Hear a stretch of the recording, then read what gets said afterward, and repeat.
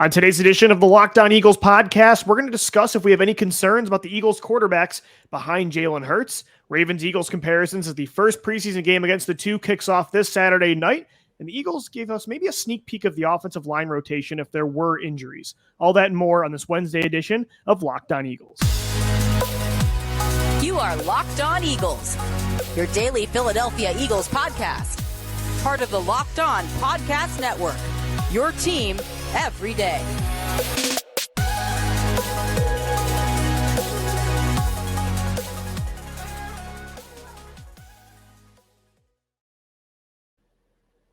Making Locked On Eagles your first listen each and every day. Shout out to our everydayers for making us your first listen right here on the Locked On Podcast Network, your team every day. I'm Louis DiBiase, joined as always by Gino Camilleri. Gino, we've got today, Thursday, and Friday, and we have a game to talk about on Saturday night between the Eagles and the Baltimore Ravens, the first preseason game of the 2023 season. And I kind of wanted to start the show off by taking yesterday we took a first look at that matchup a little bit, right? Talking about some players that we're not talking about a lot right now, but after that game, and if they show out, suddenly week 2, they're going to be on our radar a whole lot more.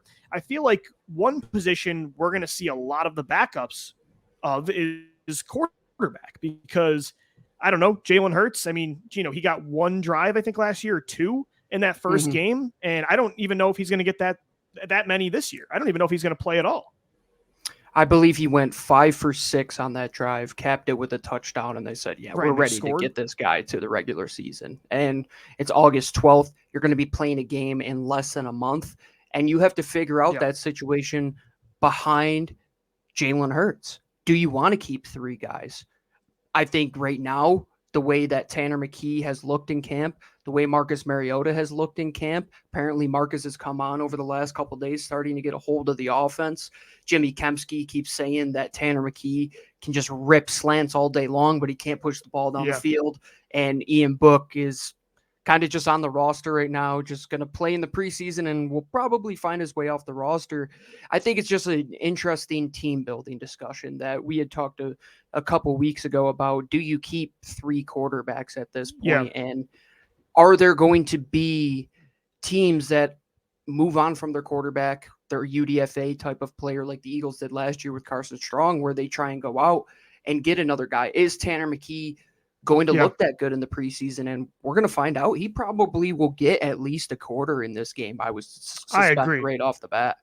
Yeah, I think Mariota's going to get most of the first half, and second half, I'd like to see it mostly be Tanner McKee. I think, last year you had Reed Sinnett playing a lot, and Carson Strong we had some hopes for and just couldn't even crack the field. I think this year there's a much more real evaluation process going on with Tanner McKee. This is a player that they actually drafted. Marcus Mariota is only on a 1-year contract. McKee does have the size and arm strength that they might like, and I think they had a lot of high hopes as well for Nate Sudfeld. That's why they kept him around so long as QB3. And I think they might want McKee to be that next guy. I think at least there's much more of a conversation with him versus the quarterbacks they've had in the past few years. Even Clayton Thorson, you could tell almost instantly was not the guy, right? Whereas Tanner McKee in practice, you mentioned he's having some accuracy concerns, but you can also see the pretty raw talent. So I think it's actually going to be exciting this year to watch the backups, even Mariota, because he hasn't really had a great summer, had a much better practice today, but you want to see him instill some more confidence in you when you see that mobility more on display. Like, okay, if he has to come in a regular season game,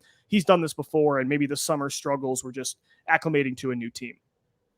I think with Marcus, it's just take hold of that offense, right? Don't turn the ball over in this outing. You want to go out there and command this unit to at least get into field goal range every single drive that you're out there. I think that would be a good accomplishment for Mariota, especially.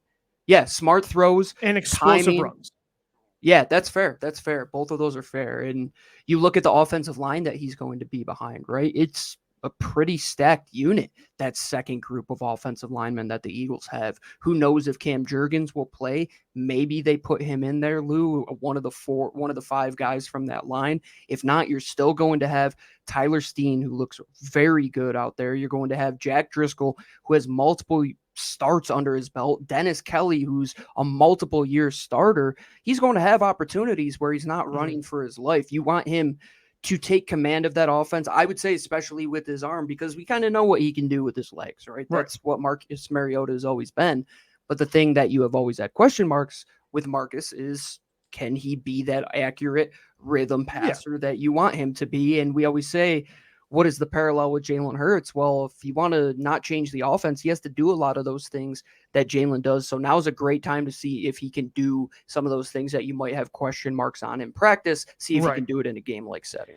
Well, and most backup quarterbacks in the NFL are not elite passers, or they wouldn't be backup quarterbacks. So I'm not expecting Marcus Mariota. I know his ceiling now as a passer to come in and make these wow throws like even Nick Foles did as a backup in the Super Bowl. I'm not expecting him to do that. I just want his throws to not hurt this team rather than like win the game for them. That's why you sign Marcus Mariota. How he's going to win you games is, as you mentioned, him making sure that this offense doesn't have to change and he can use his legs, and that's where he creates the explosive plays and just get the ball in space to his weapons, and they can do the rest of the work. Whereas Jalen Hurts, the type of throws he's going to make, it's on another level. So that's the issue is the summer. It's been like Mariota's throws have been errant all over the field, like inaccurate. There's been some turnovers. That's what you don't want, is him to be so just inaccurate where he's forcing things too much and the ball's turning over. You want your backup quarterback to be able to, like you mentioned, just keep everything on track. And then his mobility comes in, and that's where it can take it to another level. And it did sound like today, though,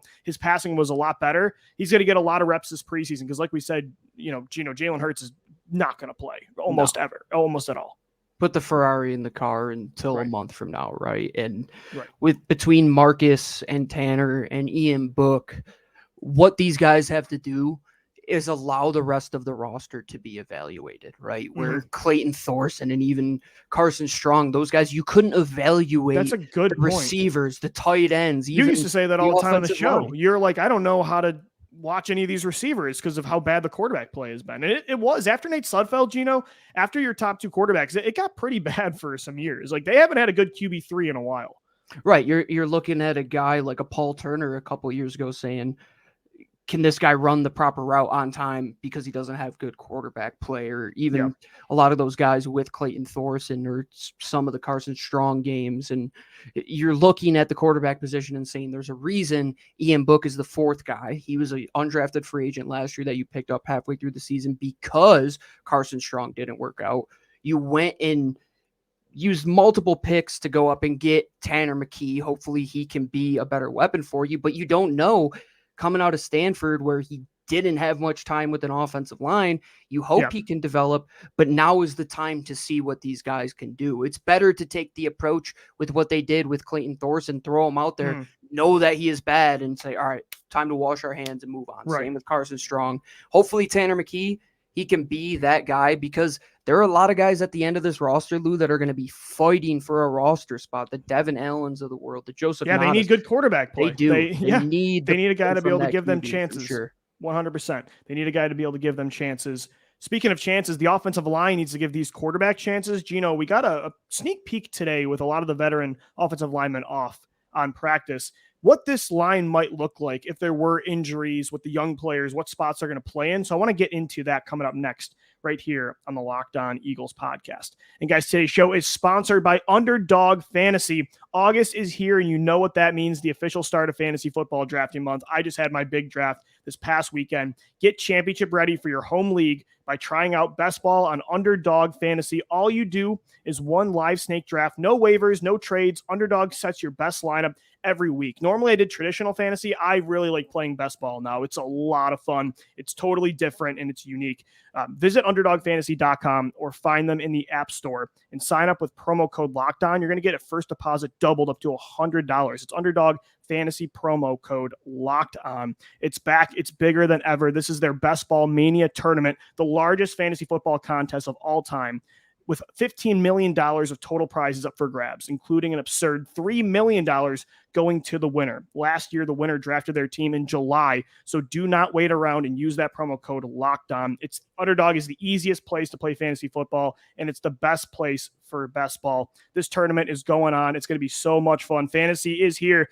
Football time is here. We thank Underdog Fantasy for sponsoring the Locked On Eagles podcast today.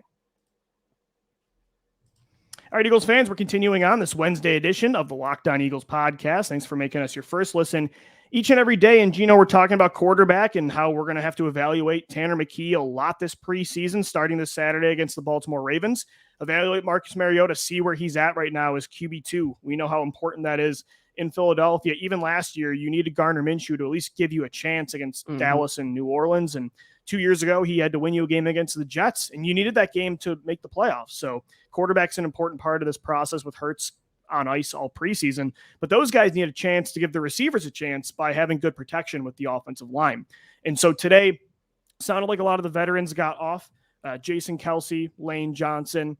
Also, you look at Jordan Mailata and Landon Dickerson. One thing I thought, was interesting because we've mentioned this before is like, okay, if there were injuries, if Jason Kelce goes down, because there are some players that are playing at different spots. Cam Jurgens this year is playing at right guard. Tyler Steen, who is traditionally a tackle at Alabama, he's also been moving more at guard.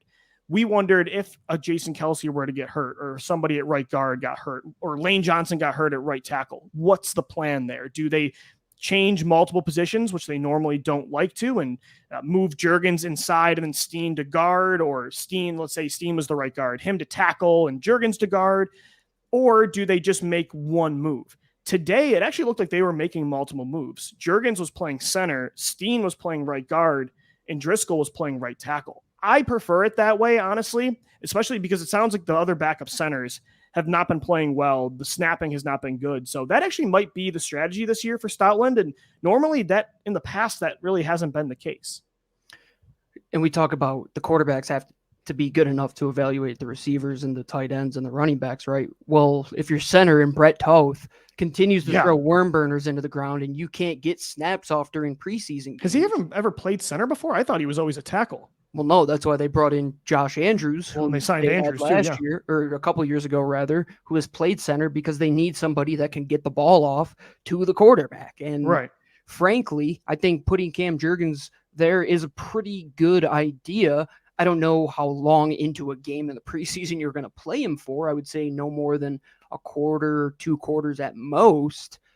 But it's a great idea. Cross-train. And maybe, Lou, over the last couple of years, Jeff Stoutland has changed his philosophy in this way that he's like, okay, maybe we have changed our MO. We've cross-trained these guys enough that I believe that we can move around multiple players and put them best where they work best together. That's a good point. Yes, they have to be in just hand in hand how they operate. And there's something that Jeff Stoutland says all the time. He says, I want guys together that look like they move together. Like they look like that they move like a unit together. And what that means is, I mean, Cam Jurgens, can he move like Jason Kelce? Can he move like Lane Johnson? Absolutely. Well, if Cam going to center allows Tyler Steen to play well at right guard, allows Jack Driscoll to play well at right tackle, they can move at least one side of that line together, well, then you might be able to get by in some spots, right? And that's what you have to figure out. You're not going to change 5 pieces on a line, but if one does go down, you have to find that best combination of cards in your hand to play. I agree with that. I think their logic in the past has been we don't want to have more combinations switched up. We'd rather have, even if we have a worse player coming into this position, we'd rather have one player come in at center than have a different right guard and a different center. My logic has always been, though, I just want the best players out there. I think I want the best combination. The 2 best players, get them out there. And like you're talking about, if versatility is so important in these pieces and you're cross-training them so much, then you should feel comfortable enough to be like, hey, instead of, let's have Cam Jurgens at center and Tyler Steen at right guard rather than having Brett Toth at center and Jurgens at right guard. I don't think that's smart. I don't think that's a better strategy. And that's a lot of the times what the Eagles' approach has been. So I actually like that this time around they move these guys because, again, you made a perfect point. If versatility is going to be hammered home so much with these players, then you shouldn't be scared that if you move one guy to a different spot during a game, he's just going to fall apart like Andre Dillard playing right tackle. Maybe that's one of the reasons why he maybe that is away from that. Maybe just those guys just couldn't do it. Maybe, And he saw and had the trauma from the Lane Johnson experiment all those years ago. Gino, on defense, they switched it up eventually, but for a bit, Josiah Scott, when Avonte Maddox went down, was playing slot, and CGJ was playing safety. In my head, I was saying, I think CGJ playing in the slot and then bringing in one of those other safeties is more of an upgrade. I think that's the better combination of 2 players. They eventually did do that, but even on defense, it took them a bit. Offensive line is a lot different than I would say a defensive secondary in that, but I would still say though, get the two best players on the field. That's my logic. No, absolutely. I think we're kind of saying the same thing here, in that you want the best combination of guys out there, and you're only as strong as your weakest link, right? So is taking Cam Jurgens and keeping him at guard if Kelsey were to go down, and then putting Brett Toth or Andrews in there. Well, your weak link is substantially worse than your 4 strong links. So you have to find that middle ground. And I think that's the best way to go about it, especially because Cam Jurgens was drafted to play this position. He's getting live snaps at guard. Why not give him all the opportunities in the world to go and play center? And Tyler Steen, hey man, if Cam Jurgens does go down, let's say, he's the next man up and he's the heir apparent at that spot, because they know in a couple of years that these guys are going to have to change positions. And frankly, that might be the reason why. Because if they're going to change positions, we have to find out if they can play that position. And I think that's what it comes down to as well. Absolutely. Eagles Ravens this Saturday night. Gino, it's interesting to look at these two teams and kind of the discussions that me and you had about them a few years ago. We were comparing Philadelphia a lot to Baltimore in a negative way almost, or just like in a cautious way. We were saying we don't want them to become who the Ravens were on offense for Lamar Jackson's first 4 to 5 years, where they were this run heavy team. And, they didn't really embrace the modern day NFL where they were building around Lamar with really good pass catching weapons, and the volume of passing was there. That wasn't who they were. And with Jalen Hurts, he wasn't there developed as a passer yet. So in 2021, that's who the Eagles were. And I was saying, I just really hope they don't double down on this. And they didn't, thank God. We saw 2022 and we saw the benefit of the Eagles sticking to their philosophy as Jalen took those steps. Baltimore finally did it. I mean, it just goes to show that the Eagles had the right approach with this team building philosophy.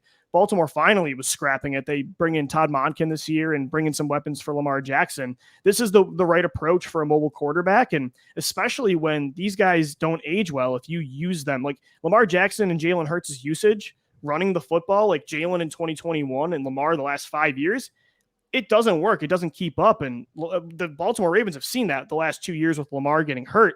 It just took a trade request for them to finally wake up. I'm glad the Eagles, it didn't take that much. They've always been adamant, like, we're a pass first team, and our mobile quarterback he's got to be able to throw the football as well. To an extent, it reminds me so much of Donovan's time in Philadelphia, right? Where it's like, oh, maybe if we get this guy Terrell Owens, yeah, right. Oh, for Lamar, it does feel very similar. Yeah, it's like, oh, maybe we bring in Odell Beckham Jr. and a whole slew of guys that can actually catch the ball. And they were not justified at all to be like that. The thing with the Eagles in 2021, it made sense why they were so run first. With Lamar, I think he's always been a really good passer. That their philosophy didn't make sense to begin with. Well, that was Greg Roman everywhere he goes. That's a fair point, yeah. I mean, look at his time in Buffalo with Rex Ryan. Sure, San Francisco. Yeah, you're right. Exactly. He likes to put a square peg in a round hole. And that's frankly the thing about Philadelphia that I think they've got right with Jalen Hurts, is that they have that philosophical synchronicity between quarterback, between offensive play caller, between the organizational owner. Jeffrey Lurie, the guy at the top, says, this is how I want to win. And if there's differing opinions, which now you're looking at Baltimore, Ozzie Newsome isn't there anymore. How is the power structure there? I'm sure Harborough has Harborough. Yeah, right? John Harbaugh. Is that Harbaugh? Harborough. Yeah, Harborough. What am I talking about? But John Harbaugh. Of the gummy bears?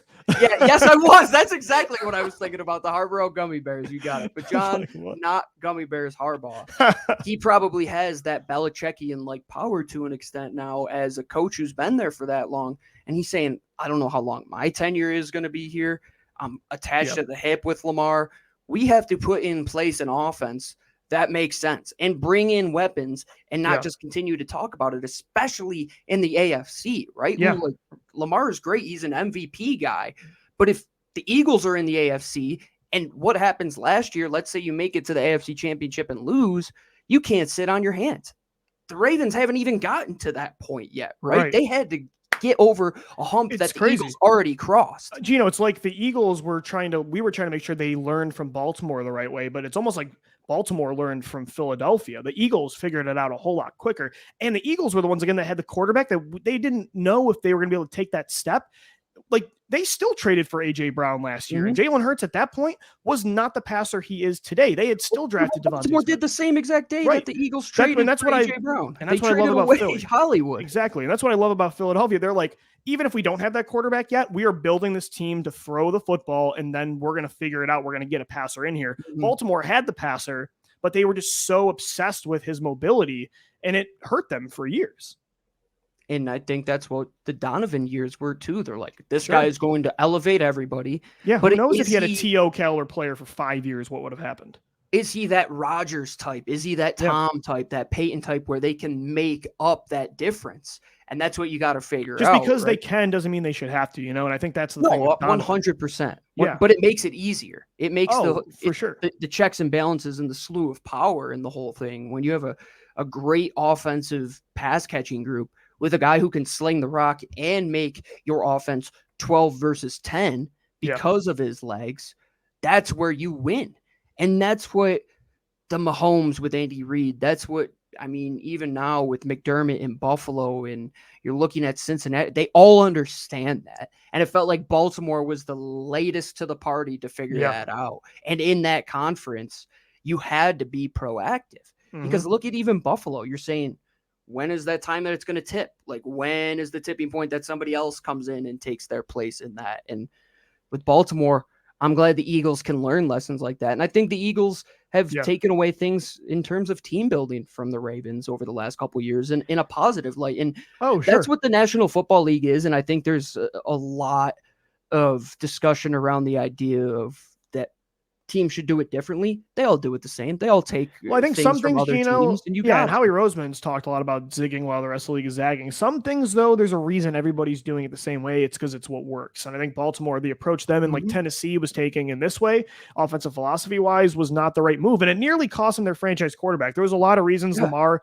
and the Ravens had the issues they did, but the lack of weapons, the lack of support, the usage on his body, the fact that he didn't get to throw the football a whole lot, and the narratives that created, I totally believe that was a part of the frustrations this year. And I don't think it's a coincidence. Suddenly after the contract, they bring in Odell Beckham, they draft Zay Flowers in the first round. They bring in a bunch of other receivers as well, even Nelson Aguilar in free agency, Rashad Bateman coming back. So yeah, I think Baltimore took a lesson from Philly when it really was supposed to be the opposite way based on the timeline of things. So both are on track right now though. And I'm telling you, if the Chiefs don't make the Super Bowl, I wouldn't be surprised to see an Eagles-Ravens Super Bowl at all. It's one of the teams that are up there in the AFC, and they're like 5th or 6th that people talk about. It just shows how packed that conference is. Defense is going to be so good. You're looking at like David Ojabo is their like 6th edge rusher. I know, man. Point. And that's like that's like one of the 5th, again, the number 5 or 6 team people start to talk about the AFC. That conference, the Eagles are lucky they're in the NFC for sure. No kidding. All right, we're going to continue on previewing this preseason matchup tomorrow and Friday. Make sure everybody you subscribe to Locked On Eagles for your daily Philadelphia Eagles podcast, part of the Locked On Podcast Network. Your team every day. Shout out to the Everydayers for Gino Camilleri. I'm Lou DiBiase signing off as always. Thank you for downloading. Thank you for watching and listening. And let's go Birds. Fly, Eagles, fly.